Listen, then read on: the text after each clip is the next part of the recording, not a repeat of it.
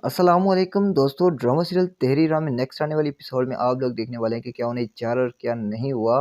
लेकिन जो होने वाला है यार, काफ़ी हमें दुख हुआ यार। ये तो अमर के साथ सीन होना चाहिए था, लेकिन माम के साथ ये क्यों हुआ? बस यार, माम बेचारी बीमार हो गई और ऐसे नर्वस ब्रेकडाउन हो गए। पता नहीं क्या यार बता रहे थे डॉक्टर ने बीमारी, अब समझ नहीं आ रही।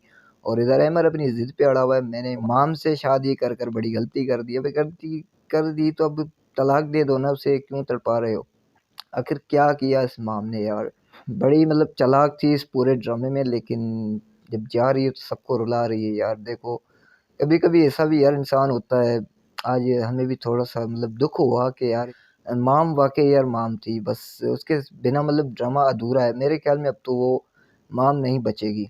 और इधर अंकल जी अमर की वालदा से कहता है कि अपने बेटे को समझा दीजिएगा, वो अपनी शक्ल भी ना दिखाए, वो अपनी शक्ल भी ना दिखाए हमको, क्योंकि इसलिए अब जो ना माम का रिश्ता कुछ भी नहीं रहा अमर से।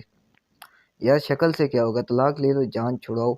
और इधर दानियाल भाई भी कहता है कि खान को जब निकाला गया था घर से तो तकलीफ कितनी हुई थी, तो आज उतनी तकलीफ आप लोगों को भी हुई है ना।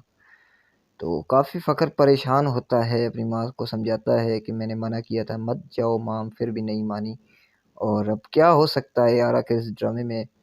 इधर दानियाल भाई और फ़खर भाई भी दोनों आपस में मीटिंग कर रहे होते हैं। तो आखिर क्या माम बचेगी या नहीं? तो इस ड्रामे का क्या होगा? तो आप दोस्तों का क्या ख़्याल है? आप दोस्तों की क्या राय है?